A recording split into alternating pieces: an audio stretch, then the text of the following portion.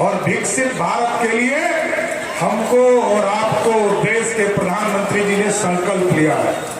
और ये भारत तब बढ़ेगा साथियों, क्योंकि याद कीजिए, इस देश को तो लूटने वाले लोग आते रहे।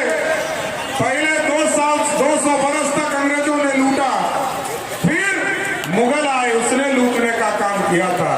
लोग कहते थे कि सोने की चिड़िया है भारत, और भारत को ही लूटते थे। लेकिन अब दोस्त साथियों, इस देश के यशस्वी प्रधानमंत्री जी ने सोने का चिड़िया बनाना बंद कर दिया। अब मेकिंग इंडिया में सोने का शेर बनाने का काम कर रहे हैं, जो दुनिया में बढ़ाने का काम कर रहे हैं। और ये तब बना साथियों जब आपने वोट दिया। ये कोई ऐसे नहीं बना है। जब सिमरी बख्तियारपुर के लोगों ने 2014 में 19 में यहां से आपने लोजपा के प्रत्याशी को वोट दिया, जैसे ही आप वोट दिया वैसे ही मोदी जी देश के प्रधानमंत्री हो गए। इसलिए फिर आग्रह करने आया, ये भारत बनाना है साथियों, जो भारत अर्थव्यवस्था में 12वें स्थान पर था। आज मोदी जी ने अर्थव्यवस्था को ठीक किया और 5वें स्थान पर किसको हरा के आया? अंग्रेजों को हराकर 5वें स्थान पर स्थापित किया था। लेकिन साथियों, लोग आएंगे आपके बीच में, लोग समझाएंगे, उनसे पूछिएगा। 15 साल तक माता जी पिताजी बिहार के मुख्यमंत्री रहे, बिहार का क्या हुआ? हमारे नौजवान यहाँ खड़े हैं। लालू प्रसाद जी के 15 साल के शासनकाल में 1 लाख लोगों को भी नौकरी नहीं मिला।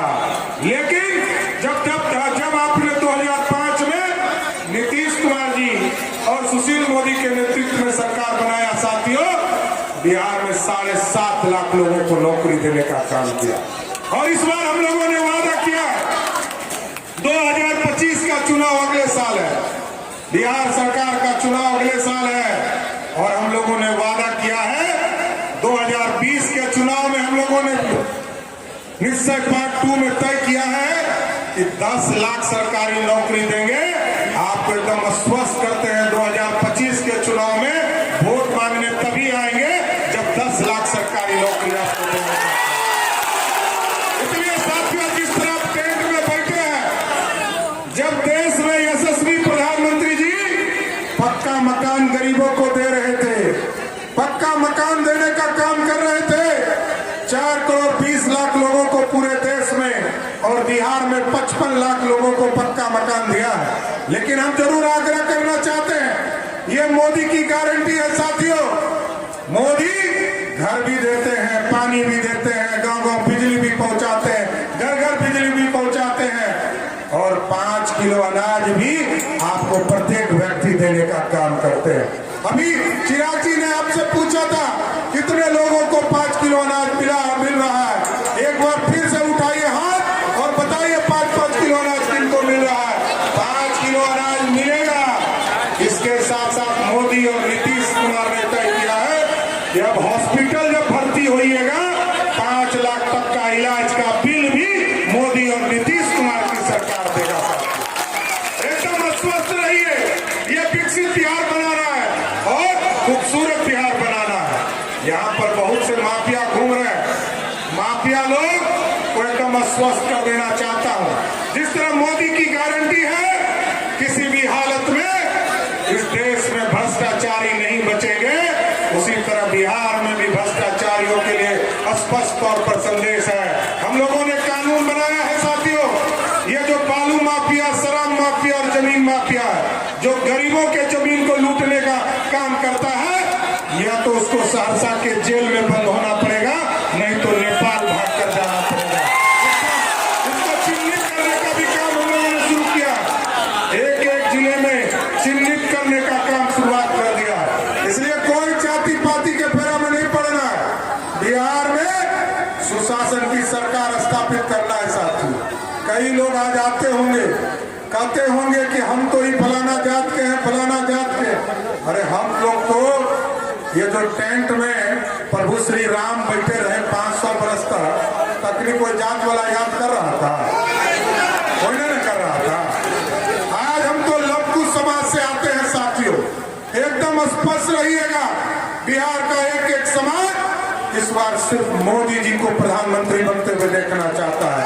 और जिस तरह आप टेंट में बैठे हैं साथियों, उसी तरह हम लोगों ने 500 बरस तक इंतजार किया, 500 बरस तक कि कोई भगरत आए हमको भी भगवान राम को उठाकर भव्य राम मंदिर में स्थापित करे, किसी ने नहीं बैठाया। लेकिन मोदी जी अब आए, लव कुश समाज के क्रोधा और देश के आराध्य, देश के भगवान प्रभु श्री राम को जब गरीबों को पक्का मकान मिल रहा था, अयोध्या में बैठकर भगवान राम भी देख रहे थे मेरा नंबर कब आएगा। जब मोदी जी को जब 19 में आपने वोट दिया, 2020 में एक भव्य राम मंदिर की कल्पना की, आज मोदी जी के आशीर्वाद से एक भव्य राम मंदिर स्थापित हो गया। आप सभी लोग चलिए उसमें भगवान राम का पूजा करने का काम कीजिए। बोलिए सियावर रामचंद्र की, बोलिए सियावर रामचंद्र की। साथियों समय कम है, अब हम लोग उठने वाले हैं। एक जरूर आपसे वादा लेंगे, एक वोट राजेश वर्मा जी को 7 तारीख को मिलेगा ना। सब लोग हाथ उठा के बोलिए जय श्री राम, जय श्री राम। हम लोग माला पहनाते इनको, पक्का ना, एक वोट दीजिएगा। बहुत बहुत धन्यवाद। चिराग पासवान जिंदाबाद, सवा चौधरी जिंदाबाद।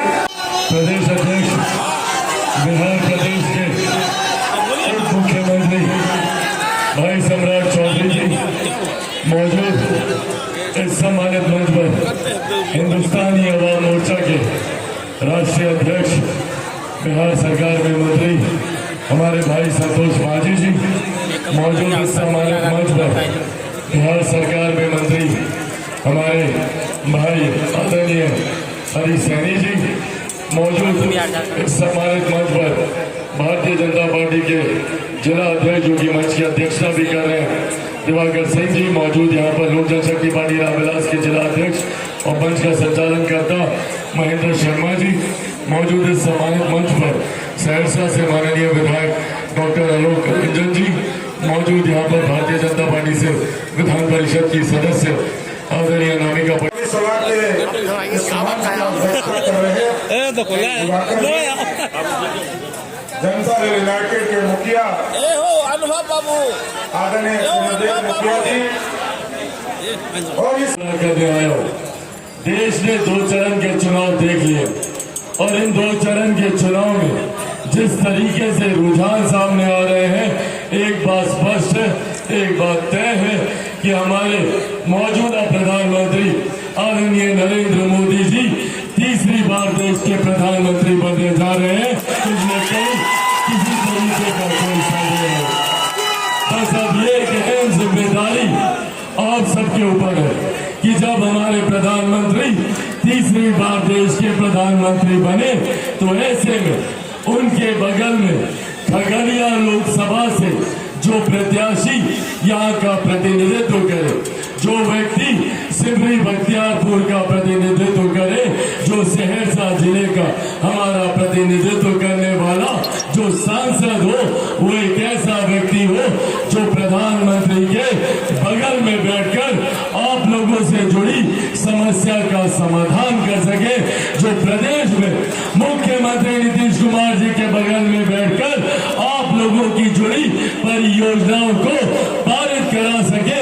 ऐसे में राजेश वर्मा एक ऐसे प्रत्याशी है जो यहाँ से जीतकर जाएंगे तो प्रधानमंत्री के बगल में बैठने का काम करेंगे, मुख्यमंत्री जी के साथ मिलकर आप लोगों की समस्या का समाधान करने का काम करेंगे। साथियों, एक तरफ हमारे देश के प्रधानमंत्री हैं जिन्होंने पिछले 10 सालों में दिन रात एक ईमानदार प्रयास किया कि कैसे ज्यादा से ज्यादा गरीब वर्ग से आने वाले लोगों को मुख्य धारा के साथ जोड़ा जाए। उन्होंने जहां एक तरफ हमारे देश की अर्थव्यवस्था को मजबूत कर देश की एक बड़ी आबादी 25 करोड़ से ज्यादा लोगों को गरीबी रेखा से बाहर निकालने का काम किया, तो वही उन्होंने इस बात को भी सुनिश्चित किया कि समाज के हर वर्ग को उसका उचित सम्मान मिलना चाहिए।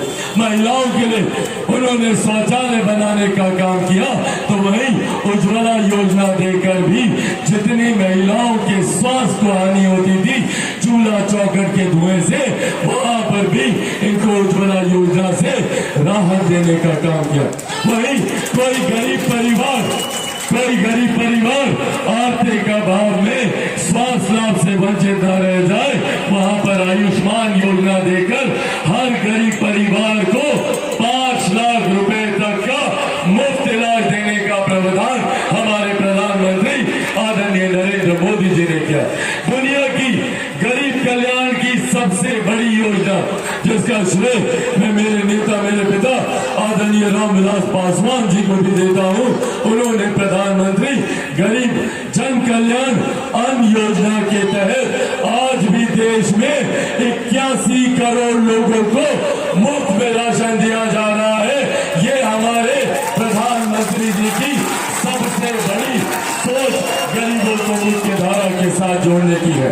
आप लोग को अनाज मिल रहा है ना? यहाँ पर किन किन को मिल रहा, हाथ उठा के बताइए। साथियों, ये सोच धारा के साथ जोड़ने की हमारे प्रधानमंत्री आदरणीय नरेंद्र मोदी जी की रही है। ऐसे में साथियों, आज हम लोगों की जिम्मेदारी बनती है कि जिस प्रधानमंत्री ने हम लोगों की सरहद को सुरक्षित रखा, जिन्होंने अंतरिक्ष के माध्यम से देश में विकास के कार्यों को गति देने का काम किया, जिस प्रधानमंत्री ने जात पात धर्म मजहब के मतभेद से उठकर देश के 140 करोड़ आबादी को मुख्य धारा के साथ जोड़कर 2047 तक विकसित देश बनाने का संकल्प लिया। जब 2047 में हम लोग विकसित देश की बात करते हैं तो उसके लिए देश के हर एक प्रदेश को विकसित होना होगा। बिहार जैसे प्रदेश, बिहार का हर एक जिला, हर एक प्रखंड, हर एक पंचायत, हर एक गांव को विकसित होना होगा। इस सोच के साथ हमारे प्रधानमंत्री आगे बढ़ने का काम कर रहे हैं। उन्होंने कभी हिंदू मुस्लिम किसी परिवार में उन्होंने कोई फर्क नहीं समझा। किसी अगड़ा पिछड़ा में योजना गरीब कल्याण की पहुंचाते वक्त उन्होंने जात पात धर्म मजहब के मतभेदों को उन्होंने सामने नहीं रखा। सिर्फ एक सोच के साथ कि देश का हर एक भारतीय आगे बढ़ना चाहिए। हमारे प्रदेश का हर एक गरीब बिहारी जो किसी भी जात पात धर्म मजहब से आता हो उसको मुख्य धारा के साथ जोड़ना हो। इस सोच के साथ हम लोग आगे बढ़ने का काम कर रहे हैं। पर हाँ, वही कई ऐसे विपक्षी नेता हैं जो अपनी पूंजी को अर्जित करने के लिए आप लोगों की कमाई पर भी नजर रखे हुए। कांग्रेस राजद के जब लोग आएंगे तो उन लोग की नजर है आप लोगों की संपत्ति पर। आजकल इनहेरिटेंस टैक्स लगाकर ये लोग चाहते हैं कि जितनी जमीन जायदाद, जितना भी चाची आप लोग गहना जेवर अर्जित किए हैं ना, 55% जो एक आम किसान, एक गरीब किसान की जो छोटी जमीन होगी उसका भी 55% आप लोगों की संपत्ति का 55% कांग्रेस और राजद के लोग हथियाने की सोच के साथ आगे आ रहे हैं। इसीलिए साथियों, हम लोगों को जागरूक रहने की जरूरत है। जिन लोगों ने 55 साल में देश में गरीबी नहीं हटा सके, जो लोग बिहार में 15 साल तक एक ही परिवार के 2 मुख्यमंत्री रहे, तब वो लोग प्रदेश का विकास नहीं कर पाए, तो आज वो लोग आपकी उन योजनाओं पर भी नजर रखे हुए हैं जो प्रधानमंत्री जी गरीब कल्याण के माध्यम से दे रहे हैं। पहले वो आप लोग को मिलने वाला राशन हो, उज्ज्वला हो या आयुष्मान के माध्यम से जो गरीब कल्याण की योजना का लाभ आज आप लोग को मिल रहा है, विपक्षी दल के नेताओं की सोच है कि कैसे उसको आप लोगों से हड़प लिया जाए। साथियों, समय का अभाव है, पर जाते जाते आप लोगों से यह आग्रह कर जाऊंगा, यहाँ से कोई और नहीं, मेरा छोटा भाई राजेश वर्मा यहाँ से चुनाव लड़ रहे हैं। और जब आप लोग राजेश वर्मा जी को यहाँ से जिता कर भेजिएगा तो आप लोगों का वोट सिर्फ राजेश वर्मा के लिए नहीं, आप लोगों का सांसद चिराग पासवान भी यहाँ से होगा। महिलाएं इतनी आशीष, इतनी दुआएं देती थी कि भागलपुर नगर निगम एक सकारात्मक पहल करने का काम कर रहा है। और वहीं पर जब हम लोगों की ये पहल शुरुआत की गई तो हम लोगों को कहते हुए गर्व होता है कि उस वक्त हमारे यशस्वी प्रधानमंत्री जी ने एक उन महिलाओं के समझा और तब से लेकर अब तक उनके बीच राशन मुहैया कराने का काम उन्होंने किया। अनगिनत योजनाएं जन कल्याण की उन्होंने देने का काम किया। हम लोग सब मिलकर हमारे यशस्वी प्रधानमंत्री जी को धन्यवाद देते हैं, साधुवाद देते हैं और उनके लिए बस यही कहना चाहते हैं, यहाँ मौजूद सभी लोग यही कहना चाहते हैं कि यूं ही नहीं मिलती नाव का मंजिल, एक जुनून सा दिल में पैदा पड़ता है। पूछा चिड़िया से कैसे बना आसियाना, बोली भरनी पड़ती है उड़ान बार बार।